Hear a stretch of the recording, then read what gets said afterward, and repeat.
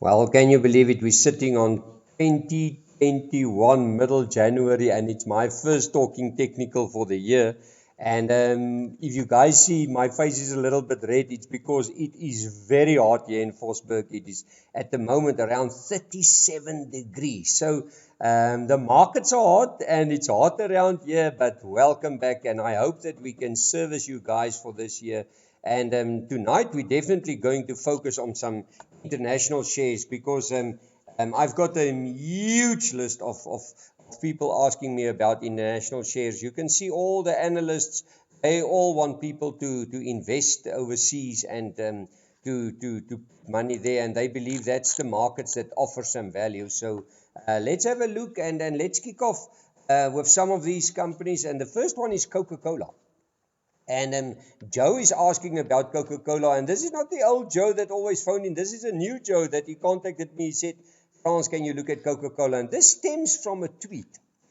Somebody asked us, which share will you buy? Will you rather buy MTN or will you buy Coca Cola for the medium or long term? Well, what I did was I said, okay, guys, I will rather than buy Coca Cola. And the reason why I said I will rather buy Coca Cola is that Coca Cola it's a much better fundamental company.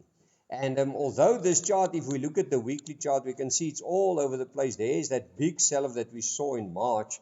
In actual fact, I think in years to come, a lot of technical analysts will say that was only a blip in a market that can just go higher. So if we look at Coca-Cola, guys, if we take that, it is testing a support line and it wants to turn the support line on a weekly basis in a resistance. Now, if we look at this, and if I draw this line, and I didn't give a level when I said I will buy Coca-Cola, I just said out of the two, I would rather prefer to buy Coca-Cola. So if we look at the share price here, this is a beautiful rising wedge on a weekly chart. And the weekly chart, if it remains below 50.45, we can see Coca-Cola in time to come. Let's just do that projection and we do that extension there. It can take the price to around $43 in time to come. And that's maybe the place to buy, technically the correct place. If this rising wedge plays out and it goes to 43.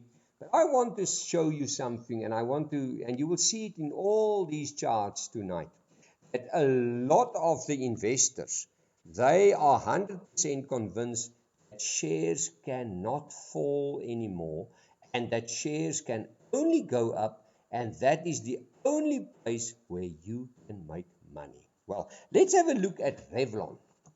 Now, of course, we know that Revlon is also one of those favorite American companies.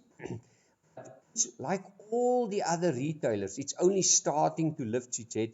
And remember, we had that massive sell-off, and then it went even lower till about, let's say, October. But what I like about this chart, there is sort of an inverse head and shoulder here. Now, if we look at this chart, let's have a look here. We saw this little dip up above that neckline. What I like about it is that little left shoulder there. Then you've got the head, and it looks like we're busy working on a possible right shoulder now. Now, if we look at this, what I like about Revlon, at least, it's just one of those counters, can you believe it? That is not close to its stops. There is maybe some room for some movement to the upside, because what you see nowadays is that all shares and all companies and all analysts, they just say, listen, guys, you must look ahead. The future will be bright. Corona will be with us, but the markets will look through it and the cycles will just carry on going up. And this is what I like. Revlon neckline sitting at $13.19. If it breaks above $13.19, this right shoulder will be in place. And where can we see the share go to? Let's give the full target. It can go all the way back to that level of almost, let's call it $20.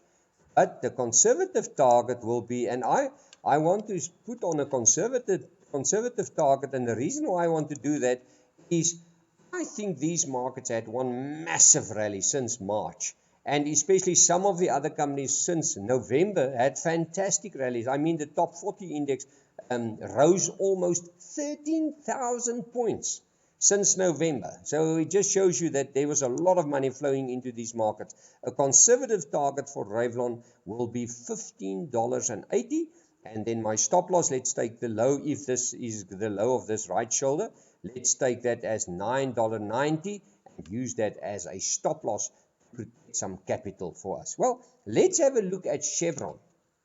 Chevron is one of those giants in the let you almost can say in the oil industry.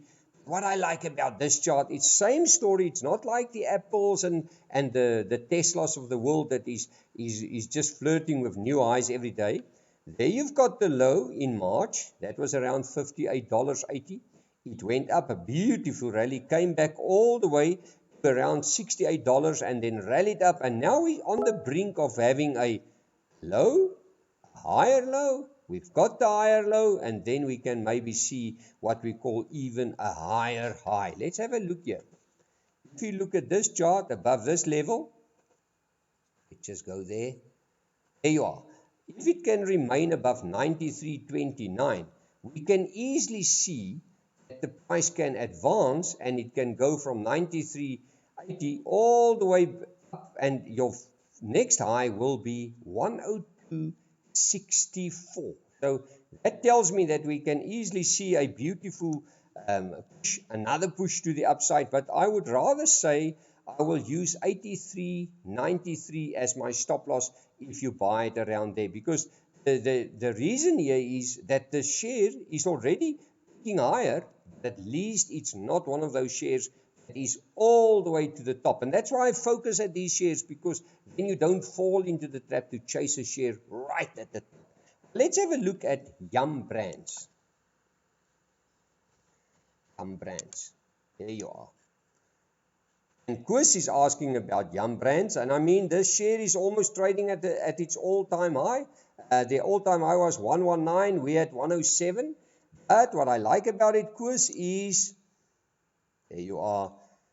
Trend is still your friend. It's going up nicely. It's ticking higher. I just want to check something there, Chris. It went up. There you are. It's a beautiful ascending channel.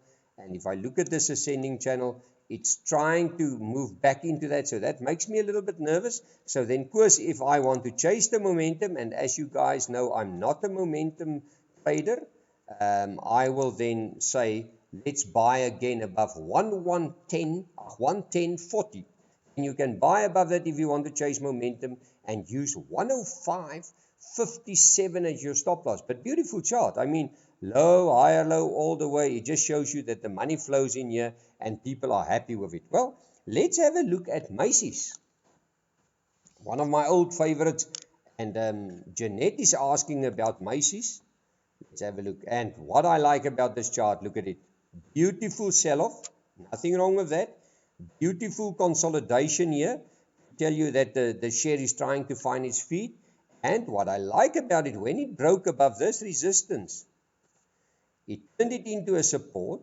It rallied up. It came back. It did not even test that support. And from there, it went higher. I like this chart. For me personally, if I look at Macys, I will rather look at a Macys than any other chart like a Tesla, or let's call it Bitcoin that everybody's talking about. I would rather look at the Macys. I will buy it above, while it's above 1183. I think it can maybe pull back to about this level. I would rather wait for this level. If you're not a momentum trader, buy it at 1045 or 1050. There, sorry, 1050. Make use of this stop loss of 910, and then your targets to the top will be 1440, 1546, 1820. And I mean, but this chart looks healthy. This chart tells you that there is some informed capital that's buying it in bits and pieces. The chart looks healthy, but stick to your stop loss. I'm still under the impression that this market at one massive rally, and we're going to see a correction. We never know. The word correction does not exist in markets anymore. Well, the last one that we want to look up in this session is Barrick Gold. Now, interesting enough, a lot of the local gold counters also make me a little bit nervous. And the reason why I'm a little bit nervous on the gold counters, they all show sort of head and shoulders, stopping formations, and they all flirting with, let's call it support lines. Now, Barry Gold is still luckily above its support line. If you look at that, let's just have a look there. There you are.